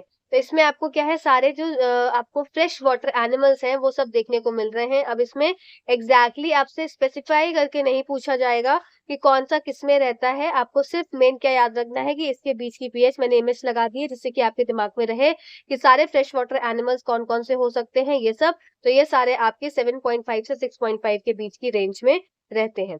ठीक है, चलिए अगले क्वेश्चन की तरफ चलते हैं। अगला क्वेश्चन है हमारा, an unripe green fruit changes colour when it ripens. कच्चा हरा फल पकने पर रंग बदल देता है, इसका कारण क्या है? आपको ने देखा होगा कि जब फल कैसा होता है, कच्चा होता है, तो कैसा होता है, हरे रंग का होता है। जैसे आप इस चित्र के माध्यम से भी यहाँ पे देख सकते हैं। क्या देख रहे हैं आप यहाँ पर कि जो केला है, ये केला कैसे पहले हरा है, फिर ये पीला हुआ, और फिर पीले से क्या हो गया, भूरा हो गया। तो इसका मतलब ये क्या है, धीरे धीरे कच्चा था पहले केला, और ये कच्चा केला क्या हो गया, पक गया, और पकने के बाद ये इस तरीके से पहले पीला हुआ फिर आपका भूरा हो गया। तो इसमें क्या होता है, ठीक है, तो कच्चा हरा फल पकने पर रंग बदल लेता है, इसका कारण क्या है? इसका कारण हो जाएगा आपका क्रोमोप्लास्ट चेंज करता है। इसमें उत्तर हो जाएगा आपका option number C. Option number just a second, हाँ, ऑप्शन नंबर सी आपका कि क्लोरोप्लास्ट बदल जाता है किसमें, क्रोमोप्लास्ट। ये हमने पिछले अभी स्लाइड्स जो करी हैं उसमें भी देखा है कि क्लोरोप्लास्ट क्या है, बदल सकता है किसमें, क्रोमोप्लास्ट में। और क्रोमोप्लास्ट क्या होता है, क्रोमोप्लास्ट कलर प्रोवाइड करता है। कलर किसको प्रोवाइड करेगा, कलर आपका फ्रूट को प्रोवाइड करेगा, कलर आपका फ्रूट को प्रोवाइड करेगा। फिर साथ ही साथ आपका कलर किसको प्रोवाइड कर देगा, आप क्या क्या लिख सकते हैं इसमें, कलर दिया इसने किसको, फ्रूट को दिया कलर, ठीक है, फिर फ्लावर्स को दिया कलर, ठीक है, फिर लीव्स को दिया कलर। तो ये सब किसके कारण है, मतलब पौधे में आप जो भी रंग देख रहे हैं वो कारण क्या है, क्रोमोप्लास्ट पिगमेंट की वजह से है। और साथ ही साथ क्लोरोप्लास्ट कन्वर्ट हो जाता है बड़े होने पे किसमें, क्रोमोप्लास्ट में, ये बदल सकता है। ठीक, चलिए इसको हम और अच्छे से डिटेल से देखते हैं अभी नेक्स्ट स्लाइड में। ये देखिए, मैंने वापस से ये स्लाइड लगा दी है प्लास्टिक्स वाली, जिससे कि आप इसको भूले ना, हम पढ़ चुके हैं इसको। आप फिर से एक बार इसको देख लीजिएगा। मैं जल्दी से आपको एक रिकॉल करा देती हूँ कि क्लोरोप्लास्ट का काम क्या होता है, ये फोटोसिंथेसिस में मदद करता है। क्रोमोप्लास्ट का क्या काम होता है, ये जनरली कैरोटीन और ज़ैंथोफिल्स इनके अंदर होता है। They contain carotene and xanthophylls, very important line है, इसको याद रखिएगा। ये पिगमेंट होते हैं। फिर साथ ही साथ देखो, कैरोटिनॉइड से मत कंफ्यूज होना, कैरोटीन अलग है, कैरोटिनॉइड्स अलग है, ठीक है। They impart specific colour to flowers. Leucoplast क्या होते हैं, ये कलरलेस होते हैं, और इनका काम क्या होता है, स्टोर करना फूड्स को, ठीक है। चलिए अगली स्लाइड के ऊपर चलते हैं। अगली स्लाइड यही सेम चीजें हिंदी में भी लिखी हैं कि आपका क्लोरोफिल क्या है क्लोरोफिल क्या है, ये आपका प्रकाश संश्लेषण में मदद करता है। फिर क्रोमोप्लास्ट क्या है, ये फलों को एक विशिष्ट रंग प्रदान करता है। पर पॉलिनेशन परागण में मदद करता है। फिर ल्यूकोप्लास्ट क्या होता है, ये आपका खाद्य उपादेयों को संग्रहित करता है, ठीक है। तो ये सब पॉइंट्स आप याद रखेंगे, वापस से इसको पढ़ लेंगे, वेरी इंपॉर्टेंट है। चलिए नेक्स्ट क्वेश्चन की तरफ चलते हैं। और ये सब सेशन से जरूर जुड़िए, क्योंकि इन सब सेशन से ना आप ये देख रहे होंगे, आपने अगर पेपर को एनालाइज किया होगा, ये क्वेश्चन चाहे 6 to 8 हो, चाहे 9 to 10 हो, चाहे 1 to 5 हो, क्वेश्चन इधर से उधर टॉपिक से रिलेटेड आपसे पूछे जा रहे हैं। तो मतलब ऐसा नहीं है कि 9 10th वाले आप बस 1 to 5 नहीं देखेंगे, आपको सब देखना है। 1 to 5 वाले लोग भी आप 9 to 10 भी जरूर देख के जाइए, क्योंकि क्वेश्चन क्या है, इधर से उधर करके वो रिपीट करते हैं, ठीक है। नेक्स्ट क्वेश्चन क्या है, in amoeba food is digested इन। तो अमीबा के अंदर, अमीबा में भोजन का पाचन होता है, कहाँ होता है, तो देखो, फूड वैक्यूल, माइटोकॉन्ड्रिया। माइटोकॉन्ड्रिया तो क्या हो गया, ये आपका power house of the cell कहते हैं। इसमें क्या है, एटीपी ऊर्जा का संग्रहण होता है, ऊर्जा को बनाया जाता है। सूडोपोडिया क्या होता है, ये इस तरीके से होता है, ठीक है। सूडोपोडिया क्या करता है, ये हेल्प करता है मूवमेंट में, ठीक। फूड वैक्यूल क्या होते हैं, फूड जब अंदर आ जाता है तो उसके साइड साइड में एक वैक्यूल सा फॉर्म हो जाता है, खाद्य रितिका। तो अब इसमें फूड कहाँ डाइजेस्ट होता है, तो आपका उत्तर हो जाएगा इसमें option number A. Food vacuole के अंदर फूड क्या है, डाइजेस्ट होता है। इस बात को आप याद रखेंगे, फूड वैक्यूल खाद्य रितिका के अंदर। आइए अब इसको हम समझ लेते हैं कि एग्जैक्टली क्या हो रहा है। तो ये इमेज आपके लिए मैंने लगाई है, जिससे कि आपको इमेज जब आप देखेंगे तो आपको याद हो जाएंगी चीजें। तो ये देखिए, ये क्या है, अमीबा। अमीबा के पास ये बाहर ये क्या दिख रहा है, ये फूड पार्टिकल दिख रहा है। जैसे ही फूड पार्टिकल इसको दिखा तो इसने क्या कर दिया, अपने स्यूडोपोडिया को आगे एक्सटेंड कर दिया, बढ़ा दिया। स्यूडोपोडिया इसको मूवमेंट में भी हेल्प करता है, ठीक है। और साथ ही साथ फूड को, इसमें इसको बोलते हैं कि फूड को एंगल्फ कर लिया, मतलब अपने अंदर ले लिया। अब जब फूड को अपने अंदर ये ले लेगा, आप ये देख सकते हैं यहाँ पे इसने ले लिया, तो इसके साथ में इसके चारों ओर क्या बन जाएगा, एक वैक्यूल सा बन जाएगा। और इसमें प्रेजेंट होती हैं कुछ डाइजेस्टिव एंजाइम्स सिक्रीट होने लगती हैं। तो ये डाइजेस्टिव एंजाइम्स जो कि पाचन क्रिया में मदद करती हैं और धीरे धीरे फूड को डाइजेस्ट करने लगती हैं। और जो एक्सेस जो वेस्ट होता है वो धीरे किस तरह से, देखिए आप देख सकते हैं यहाँ से आउट हो जाता है। तो पहली प्रक्रिया क्या हो गई, इंजेशन, फिर दूसरी डाइजेशन, फिर एब्जॉर्प्शन, फिर एसिमिलेशन और फिर एजेशन, जैसे कि ह्यूमंस में होता है। ह्यूमंस में कि ये प्रोसेस होता है जो बार बार आपसे एग्जाम में सीटेट में तो कई बार पूछा जाता है कि इंजेशन का first, second digestion, third absorption, fourth assimilation और फिफ्थ एजेशन, जो कि बाहर निकाल देना। तो ये इनकी पूरी क्या है, ये अमीबा की खाना लेने से लेकर खाने के, सबसे पहले खाने के पास जाना, फिर खाने को लेना, फिर खाने को डाइजेस्ट करना और फिर खाने को जो डाइजेस्ट करने, एसिमिलेट, उसको पूरा अवशोषित करने के बाद उसका जो एक्सेस बच गया, एक्स्ट्रा बच गया, वेस्ट बच गया, उसको बाहर इजेक्ट आउट कर देना। ठीक है, आई होप आपको ये पॉइंट्स क्लियर हुए होंगे। चलिए नेक्स्ट क्वेश्चन की तरफ चलते हैं। आज का 145वां क्वेश्चन है। अभी 5 क्वेश्चन और बचे हैं, रुके रहिएगा, चीजों को समझते रहिएगा, आपके एग्जाम में आपकी चीजें सब काम आएंगी। Which of the following is not a function of vacuole in the plants? निम्नलिखित में से कौन सा पौधों में रसधानी का कार्य नहीं है? ठीक है, तो क्या होता है, देखो आइए इसको, इससे पहले ना हम चीजें समझ लेते हैं कि क्या क्या कार्य होता है, उसके बाद हम इसके आंसर पर पहुंच जाएंगे। ठीक, चलिए। तो सबसे पहली बात है कि ये क्या है, आप देखिए, ये एनिमल, ये आपका सॉरी प्लांट सेल है। तो प्लांट सेल में सबसे पहली बात क्या होती है कि वेरी इंपॉर्टेंट, कि सेल वॉल प्रेजेंट होती है, इस बात को आप याद रखेंगे। पर एनिगिड कहाँ प्रेजेंट होती है, आपकी प्लांट सेल में। प्लांट्स में सेल वॉल प्रेजेंट होती है, पर एनिमल सेल में सेल वॉल एब्सेंट होती है। इस बात को आप याद रखेंगे कि प्लांट सेल में क्या है, प्रेजेंट होती है, पर एनिमल सेल में एब्सेंट होती है। उसके बाद प्लांट सेल में क्या है, खास बात होती है, इसमें प्लास्टिड्स प्रेजेंट होते हैं, ठीक है। फिर ये फोटोसिंथेसिस कर सकते हैं। साथ ही साथ इसमें जो वैक्यूल होता है प्लांट सेल्स में, ये थोड़ा बिग इन साइज होता है, इस बात को याद रखेंगे। एनिमल सेल्स में भी वैक्यूल्स प्रेजेंट होता है, पर ये इतना बड़ा नहीं होता है साइज में, ठीक है। चलिए नेक्स्ट पॉइंट पे चलते हैं, अब पढ़ लेते हैं। In plants the vacuole is a crucial for growth and development. Vacuole क्या है, बहुत जरूरी होता है, ये आप देख सकते हैं, ये क्या है, बड़ा सा vacuole. Growth and development and has variety of functions, इसका बहुत ज्यादा फंक्शन होता है। इसका क्या क्या फंक्शन है, पहला फंक्शन स्टोरेज, दूसरा फंक्शन इंट्रासेल्युलर एनवायरनमेंट में स्टेबिलिटी प्रोवाइड करना, रिस्पॉन्स टू इंजरी, मतलब कि इतना फूला होता है, इसकी वजह से जो प्लांट सेल है वो फूगे हुए होते हैं, तो ये इंजरी से बचाता है। Depending upon the cell type and growth condition the size of vacuole is highly dynamic, मतलब जितने बड़े हर सेल, ऐसा नहीं है कि हर सेल के साइज का जो भी साइज है उसका वैक्यूल भी उसी बराबर होगा, मतलब डिफरेंट सेल्स है तो उसके वैक्यूल भी डिफरेंट तरीके के हो सकते हैं। आइए इसको हिंदी में पढ़ लेते हैं। पौधों में रिक्तिका वृद्धि और विकास के लिए महत्वपूर्ण है। इसमें भंडारण एवं परिवहन, इलेक्ट्रो सेलुलर पर्यावरण, स्थिरता और चोट की प्रतिक्रिया रहित सहित कई प्रकार के कार्य होते हैं। कोशिका प्रकार और विकास स्थितियों के आधार पर रिक्तिका का आकार अत्यधिक गतिशील रहता है, ठीक है, डायनेमिक प्रोसेस है एक तरह से ये। चलिए आइए अब क्वेश्चन की तरफ चलते हैं। विच of the following is not the function of vacuole in the plants? तो अब इसमें कौन सा इसका फंक्शन नहीं है, हमें ये देखना है। चलिए देख लेते हैं। तो they store toxic metabolic waste, तो बात सही है कि इसमें क्या है, ये मेटाबॉलिक वेस्ट को भी अपने अंदर, देखो वैक्यूल है, एक खाली स्थान है उसके पास बड़ा सा, तो उस खाली स्थान में बहुत सारे काम करता है, वो वेस्ट भी स्टोर करता है, तो ये तो होता है, ठीक है। They help in process of cell division, vacuoles का सेल डिवीजन से कोई भी काम नहीं होता है, तो यही इसका आंसर हो जाए। They help to maintain the turgidity, ये बात भी सत्य है। फिर more than one of the above का तो कोई मतलब ही नहीं है, तो आपका उत्तर क्या हो जाएगा, ऑप्शन नंबर बी। ये वे कोशिका विभाजन की प्रक्रिया में सहायता करते हैं, तो ऐसी बात नहीं है, क्या है, वैक्यूल्स ऐसा कुछ भी नहीं करते जहां पे सेल डिवीजन की प्रोसेस प्रक्रिया लगे, ठीक है। चलिए अगले क्वेश्चन की तरफ चलते हैं। अगला क्वेश्चन है हमारा, the nodes of Ranvier are found in. तो आपको रेनवियर के नोड कहाँ पाए जाते हैं? तो ये आपके नर्व सेल्स के अंदर पाए जाते हैं, और नर्व सेल्स हमारे क्या होते हैं, जो न्यूरॉन्स होते हैं, न्यूरॉन्स को नर्व सेल्स बोलते हैं, जो कि ब्रेन में होते हैं प्रेजेंट। और नर्व सेल्स की आप एक बात याद रखेंगे कि नर्व सेल्स जितने आप पैदा होते हैं, जितने होते हैं, और ये अंत तक उतने ही रहते हैं, इनका नंबर इंक्रीज नहीं होता है। इस बात को बहुत इंपॉर्टेंटली याद करेंगे कि नर्व सेल्स में कोई भी डिवीजन नहीं होता है, सेल का डिवीजन। तो ये आपका आंसर क्या हो गया, आपका नर्व सेल्स। तो नोड्स ऑफ रनवियर्स आपको कहाँ मिलते हैं? नर्व सेल के अंदर मिलते हैं। आइए इसको पूरा अच्छे से आज हम न्यूरॉन का जो स्ट्रक्चर है उसको हम अच्छे से समझ लेते हैं, ठीक है।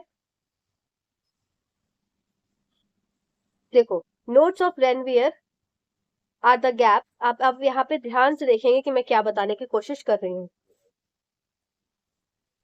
Notes of Ranvier are the gaps along the myelin sheath. आपको ये ऐसे ऐसे शीट दिख रही है, पूरी ऐसी शीट दिख रही है, तो ये क्या है, आपकी माइलिन शीट है। और ये कवर किसको कर रही है? अंदर का एक्सॉन है, एक्सॉन के ऊपर आपकी इस तरीके से माइलिन की शीट है। और माइलिन की शीट के बीच में आपको जो स्ट्रक्चर देखने को मिल रहा है, ये जो स्पेस खाली स्थान है, ये खाली स्थान आपका क्या हो गया? ये आपका नोट्स ऑफ रेनवियर हो गया, ठीक है। अभी हम इसको और डिटेल में देखेंगे, अभी सिर्फ आप इसका ओवरव्यू लीजिए। तो माइलिन शीट थी बाहर, माइलिन शीट के अंदर था एक्सॉन, एक्सॉन और माइलिन शीट के इधर बीच का हिस्सा क्या हो गया? नोड ऑफ रेनवियर हो गया, ठीक है। चलिए, they function to recharge the action potential that runs along the axon. Neurons are nerve cells that send message all over your body to allow you to do everything from breathing to talking, eating, walking and thinking। Neurons का क्या काम होता है? क्योंकि ये एक तरह से ब्रेन के सेल्स होते हैं, तो इनका क्या काम होता है? ये हर एक चीज को रेगुलेट करते हैं, चाहे आप खा रहे हैं, पी रहे हैं, नाच रहे हैं, घूम रहे हैं, पढ़ रहे हैं, कुछ भी कर रहे हैं, तो ये किसकी वजह से हो रहा है? आपके नर्व सेल्स की वजह से हो रहा है, जो कि आपको नर्व इम्पल्स देते हैं, किसको? ब्रेन को, कि ऐसा काम करना है, ये करें कि नहीं। आपकी सोचने की क्षमता, आपकी बोलने की क्षमता, आपकी खाने की क्षमता, सब चीज को कौन रेगुलेट कर रहे हैं? नर्व सेल्स रेगुलेट कर रहे हैं। They here no cell division takes place. ये जो इंपॉर्टेंट पॉइंट है, यहाँ पे कोई भी सेल का डिवीजन नहीं होता है। These are fix in number and are longest cell. ये फिक्स होते हैं नंबर में, और सबसे बड़े सेल्स होते हैं शरीर के, ठीक है। रेनवियर के नोट्स माइलिन शीट के साथ अंतराल में जो न्यूरॉन कोशिकाओं के अक्षतंतु को कवर करते हैं, वे अक्षतंतु के साथ चलने वाली क्रिया क्षमता को रिचार्ज करने का कार्य करते हैं।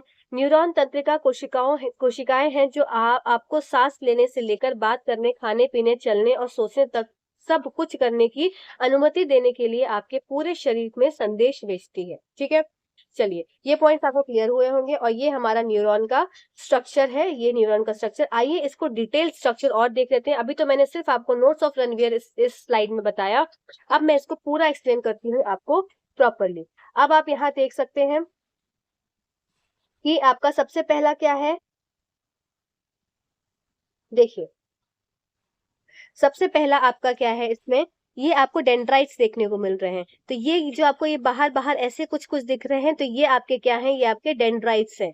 डेंड्राइट्स का क्या काम होता है? ये रिसीव करते हैं मैसेज फ्रॉम अदर न्यूरॉन्स। इसके बाहर भी एक ऐसे ऐसे करके कुछ होंगे न्यूरॉन, तो ये क्या करेंगे? इस न्यूरॉन से जो भी मैसेज रिसीव करना है, उसका काम कौन कर रहा है? वो डेंड्राइट्स के द्वारा हो रहा है, ठीक है। और इसको किसको दे देते हैं? सेल की बॉडी को। तो ये जो स्ट्रक्चर हो गया, ये आपका हो गया सेल बॉडी, ठीक है। ये आपका क्या हो गया? ये आपका सेल की बॉडी हो गया। और इसके बाहर कुछ इस तरीके का स्ट्रक्चर जो है, ये ऐसे ऐसे जो आपका ऐसे कुछ ऐसा सा निकला हुआ है, इसको बोल देते हैं डेंड्राइट्स, जो कि क्या कर रहे हैं? इन सिग्नल को लेते हैं और सेल की बॉडी को दे देते हैं, ठीक है। फिर सेल बॉडी क्या होता है? Cell body, each neuron has a cell body with a nucleus. Cell body हो गई जिसमें Golgi body, endoplasmic reticulum, mitochondria और अदर कंपोनेंट सब कुछ पाया जाता है। नेक्स्ट बात आती है आपकी एक्सॉन की। एक्सॉन क्या है? It is a tube like structure that carries electrical impulse from cell body. अब यहाँ से क्या है? यहाँ से इलेक्ट्रिकल इंपल्स आ गया, इसने इसको दे दिया। अब यहाँ से इलेक्ट्रिकल इंपल्स नीचे जाएगा, किसका? आपका एक्सॉन के through terminal, and pass the impulse to the another neuron. यहाँ से जाएगा, इसके पास जाएगा, और यहाँ पर दूसरे न्यूरॉन को जो इसके पास है, यहाँ पर इसको दे देगा, ठीक है। सिनेप्स क्या होता है? It is a chemical junction. Synapse क्या होता है? ये एरिया होता है, इससे मैं आपको दिखाती हूँ। यहाँ पे ये जो एरिया बचा हुआ खाली स्थान है, दो न्यूरॉन्स के बीच का एरिया, उसको सिनेप्स बोलते हैं। इस एरिया को क्या बोलेंगे? सिनेप्स, ठीक है। इस एरिया को क्या बोलेंगे? सिनेप्स बोलेंगे, जो कि एक जंक्शन है जिसमें एक न्यूरॉन और दूसरे न्यूरॉन के बीच में क्या एक जंक्शन पॉइंट होता है, उसको सिनेप्स बोलते हैं, ठीक है। चलिए, फिर बात करते हैं myelin sheath. Myelin sheath allows electrical impulse to transmit quickly and efficiently along the nerve cell. If the myelin is damaged, these impulses slow down. This can cause disease such as multiple sclerosis. ठीक है.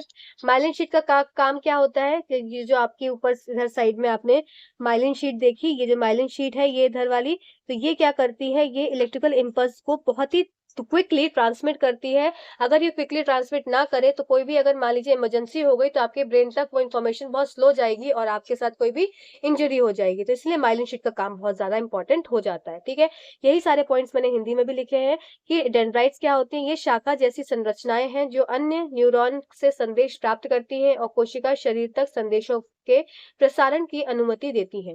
ठीक है. Sorry. कोशिका शरीर सोमा, इसको अच्छा देखो, cell body को का ही दूसरा नाम होता है सोमा. ठीक है, तो सोमा अगर आपसे एग्जाम में पूछा जाए तो आप कंफ्यूज मत हो जाइएगा, सेल बॉडी को ही सोमा बोलते हैं. ये आपका ये हो गया क्या, ये आपकी हो गई सेल बॉडी. यहाँ से निकला हुआ क्या हो गया आपका ये एक्सॉन, और एक्सॉन से निकले हुए ये क्या हो गए डेंड्राइट्स. यहाँ पे भी ये क्या हो गए निकले हुए डेंड्राइट्स. यहाँ पे ये हो गया न्यूक्लियस और इसके ऊपर हो गई चढ़ी हुई आपकी माइलिन शीट और बीच में हो गए नोड्स ऑफ रेनवियर. ठीक है. फिर एक्सॉन.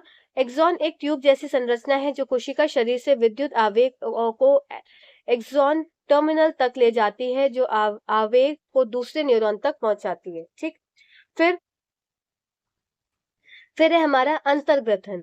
ये क्या होता है आपका, यह एक न्यूरॉन के टर्मिनल और दूसरे न्यूरॉन के डेंड्राइट के बीच का रासायनिक जंक्शन है, मतलब केमिकल जंक्शन है, सिनाप्स. ठीक. फिर माइलिन शीट. माइलिन शीट विद्युत आवेग को तंत्रिका कोशिकाओं के साथ जल्दी और कुशलता से संचारित करने के लिए अनुमति देती है. यदि माइलिन क्षतिग्रस्त हो जाता है तो यह आवेग धीमा हो जाता है. इससे मल्टीपल स्क्लेरोसिस जैसी बीमारियां भी हो सकती हैं, इसलिए इसका रोल बहुत ज्यादा इंपॉर्टेंट हो जाता है. चलिए अगले क्वेश्चन की तरफ चलते हैं. अगला क्वेश्चन है हमारा the missing link between the birds and reptile. तो देखो इसको याद कर लो क्योंकि इसके लिए ना हमको पूरा एनिमल क्लासिफिकेशन पढ़ना पड़ेगा और उसके लिए अभी टाइम लगेगा. अभी एट प्रेजेंट में इस स्लाइड में आपको नहीं बता सकती, बहुत बड़ा सा क्लासिफिकेशन है, इसको हम अलग से पढ़ेंगे. ठीक है. तो इसमें क्या होता है, ये एग्जाम में बहुत बार पूछा गया है क्वेश्चन, तो इसको आप नोट कर लेंगे, याद कर लेंगे. 147 का आंसर आपका ए वाला ऑप्शन आपका करेक्ट उत्तर हो जाएगा. ठीक है, इसको आप याद कर लेंगे कि the missing link between birds and reptile is Archaeopteryx. ठीक है. चलिए अगली स्लाइड की तरफ चलते हैं. अगली स्लाइड है हमारी, का आंसर हो गया आपका ऑप्शन नंबर फर्स्ट. नेक्स्ट है हमारी the dengue fever is caused by. तो डेंगू फीवर आपको पता है मच्छर के द्वारा होता है. ठीक है, हमने ये मच्छर पढ़ा है. और ये आपका कौन सा मच्छर हो जाएगा, ये आपका RNA containing arbo virus mosquito, मतलब ये जो मॉस्किटो है उसके अंदर आरएनए होता है और आर्बो वायरस आरएनए होता है. ठीक है, आरएनए धारक आर्बो वायरस, ये इसका उत्तर हो जाएगा. आइए चलिए इसको अब हम अच्छे से समझ लेते हैं डेंगू फीवर के बारे में. तो dengue is a febrile illness caused by flavivirus transmitted. कौन सा वायरस होता है ये, flavivirus, transmitted by Aedes aegypti या Aedes albopictus mosquito while taking a blood meal. ठीक है. देयर आर 4 वेरिएंट्स होते हैं इसके डेंगू वायरस के, ये आपको याद रखना है. DNV1 डेंगू, DN क्या DEN से हो जाएगा डेंगू और V से हो जाएगा virus. DENV2, DENV3, DENV4, all of which are capable of inducing severe diseases. Dengue क्या करता है, हेमरेज फीवर कर देता है. ठीक है, डेंगू शॉक सिंड्रोम DSS हो जाता है, मतलब आपने देखा होगा कुछ लोगों के आंखों में खून उतर आता है, तो ये सब कारण होता है, हेमरेज कर देता है कॉज डेंगू. ठीक है. डेंगू एक ज्वर संबंधी बीमारी है जो एडिस एजिप्टी या एडिस पिटस मच्छरों द्वारा रक्त भोजन लेने के दौरान फ्लेवी वायरस के कारण होती है. डेंगू वायरस DNV के 4 प्रकार होते हैं, आपको ये मैंने प्रकार बता दिए. ठीक है. चलिए तो मेन आपको क्या याद रखना है, ये एक तरह का आर्बो वायरस है या फ्लेवी वायरस बोलते हैं इसे, जो कि एक फ्रिवाइल क्या आपका इलनेस है. चलिए ये आप देख सकते हैं इधर डेंगू वायरस, डेंगू फीवर के सिम्टम्स क्या हो सकते हैं, हाई फीवर है, रैशेज हो जाते हैं, बोन पेन होता है, वॉमिटिंग होती है, जॉइंट पेन होता है, आई पेन होता है, हेडेक होता है. तो ये सब क्या हो गए, कुछ आपके सिम्टम्स हो गए डेंगू के. चलिए अगले क्वेश्चन की तरफ चलते हैं. अगला क्वेश्चन है हमारा the youngest secondary xylem occurs. आज का हमारा second last question, the youngest secondary xylem occurs, नवीनतम द्वितीयक जाइलम पाया जाता है. तो ये कहाँ पाया जाता है आपका, इसका उत्तर हो जाएगा, मैं उत्तर मार्क कर देती हूँ पहले, फिर मैं आपको इसको एक्सप्लेन कर दूँ. जस्ट आउटसाइड द फेलोजेन, मतलब फेलोजेन के ठीक बाहर. ठीक है, चलिए आइए अब इसको अच्छे से समझ लेते हैं कि मैंने क्या बताया आपको।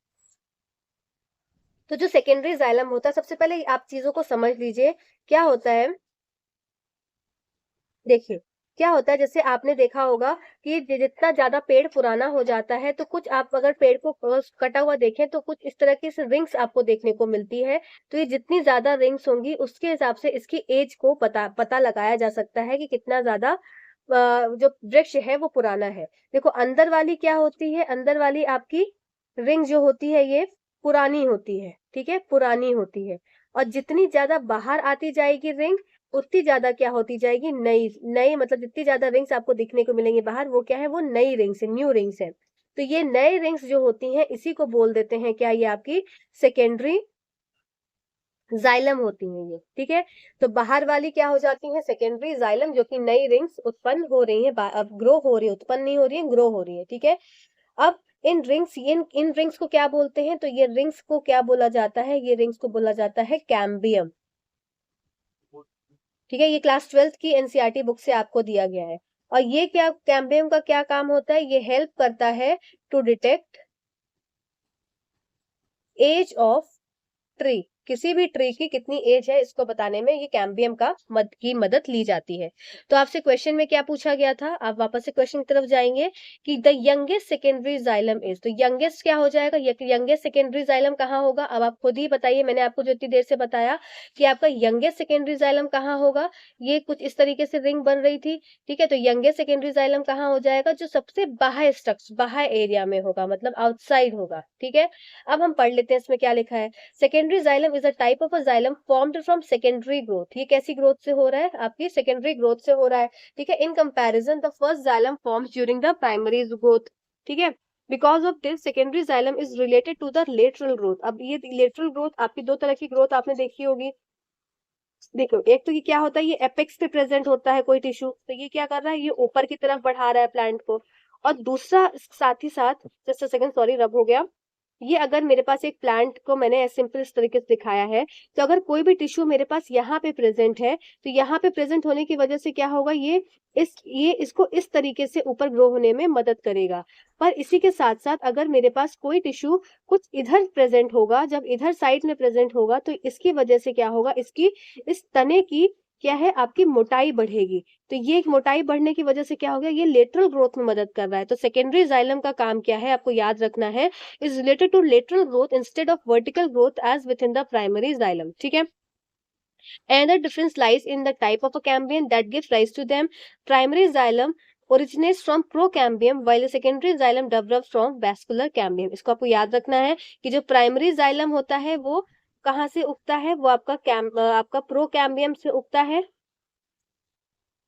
ठीक है। और जो आपका सेकेंडरी जाइलम होता है ये आपका कहाँ से उगता है, ये डेवलप होता है फ्रॉम वेस्कुलर कैम्बियम, ठीक। चलिए आइए इसको हिंदी में भी पढ़ लेते हैं एक बार।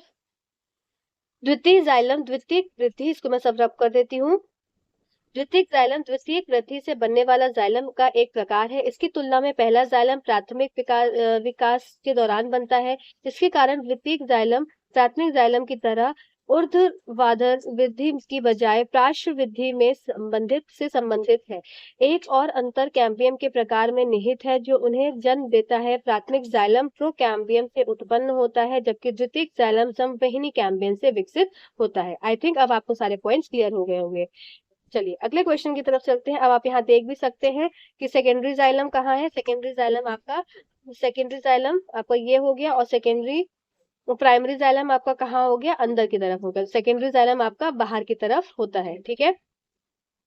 चलिए अगली स्लाइड की तरफ चलते हैं। अगली स्लाइड है हमारी, which of the following functions is perform by Malpighian tubules in cockroach. तो मेलफिजियन ट्यूब्यूल्स जो है कॉकरोच के अंदर, ये क्या काम करते हैं, ये आपका एक्सक्रीशन में, मतलब उत्सर्जन में इनका इस्तेमाल होता है। तिलचिट्टा में मेल्फिगी नलिकाओं द्वारा निम्नलिखित में से कौन सा कार्य किया जाता है, तो आपका उत्सर्जन का कार्य किया जाता है। आइए इस उत्सर्जन प्रणाली को समझ लेते हैं। तो आप देख सकते हैं यहाँ पे कॉकरोच है, तो कौन कॉकरोच का इंटरनल स्ट्रक्चर है, तो आप यहाँ पर ये देखिए कि ये आपको कुछ इस तरीके से कुछ ऐसा हेयर जैसा स्ट्रक्चर दिख रहा है, इधर भी क्या है कुछ ऐसा हेयर जैसा स्ट्रक्चर दिख रहा है। ये आपका हेयर जैसा स्ट्रक्चर क्या है? ये आपका मेलफिजियन ट्यूब्यूल्स है। तो Malpighian tubules are the main excretory organs in most insect. They play a role in production of primary urine and osmoregulation, selectively reabsorbing water, ions and solutes. ठीक है। मेलफिजियन नलिकाएं अधिकांश कीड़ों में मुख्य उत्सर्जन का अंग है। वे प्राथमिक मूत्र और ऑस्मो रेगुलेशन के उत्पाद में महत्वपूर्ण भूमिका निभाते हैं। पानी आयनों और विलयन में को चुनिंदा रूप से पुनः अवशोषित करते हैं। ठीक है, ये इसका कार्य होता है। आप इधर देख सकते हैं, जैसे ये आपका मेलफिजियन ट्यूब्यूल्स है, ये क्या काम करेंगे? ये ऑस्मो रेगुलेशन में हेल्प करेंगे, रीअब्सॉर्ब करेंगे वाटर को, आयंस को, सॉल्यूट्स को, ठीक है, और प्रोड्यूस करेंगे क्या? यूरिन को प्रोडक्शन में इसमें हेल्प करेंगे। ठीक है, चलिए ये अब आपको इसकी इमेज से भी क्लियर पता चल गया होगा कि मेलफिजियन ट्यूब्यूल्स कहाँ होते हैं। जैसे आपने पढ़ा था डाइजेशन में, आप उससे थोड़ा सा करेक्ट करिए जिससे कि आपको याद रहे कि आपको विलाइज होते हैं। विलाइज कैसे होते हैं? फिंगर लाइक प्रोजेक्शंस होते हैं, उंगली नुमा स्ट्रक्चर होता है जो कि एब्जॉर्प्शन में मदद करता है। तो उसी तरीके से ये आपके यहाँ पे मेलफिजियन ट्यूब्यूल्स हैं, कुछ इस तरीके से ही है। और ये क्या कर रहे हैं? ये भी आपका एब्जॉर्प्शन में वाटर को, आयन के, सोल्यूट्स के एब्जॉर्प्शन में मदद कर रहे हैं, जो कि इंटर्न आपको हेल्प कर रहा है एक्सक्रीशन में। ठीक है, तो आई होप आपको यहाँ तक अच्छा लगा होगा। कैसा लगा आप जरूर कमेंट सेक्शन में कमेंट करिएगा, क्योंकि कमेंट करने से अपनी चीजों में सुधार करने में बहुत मदद मिलती है। कोई कुछ आपको और चाहिए, कुछ डाउट है, कुछ और मैं अपने तरफ से कर सकती हूँ, जितना मेरे हो सकता है आप अगर मुझे सजेस्ट करेंगे तो मैं वो कोशिश करूंगी। तब तक के लिए धन्यवाद। चैनल से बने रहिए। आपको इस चैनल के माध्यम से साइंस एनसीईआरटी का कंटेंट आपके 20 पीएससी एग्जाम या आपकी कोई भी अपकमिंग एग्जाम जहां पर आपसे साइंस पूछी जाती है, वो यहाँ पर प्रिपेयर करा जाता है। तब तक के लिए धन्यवाद। Thank you.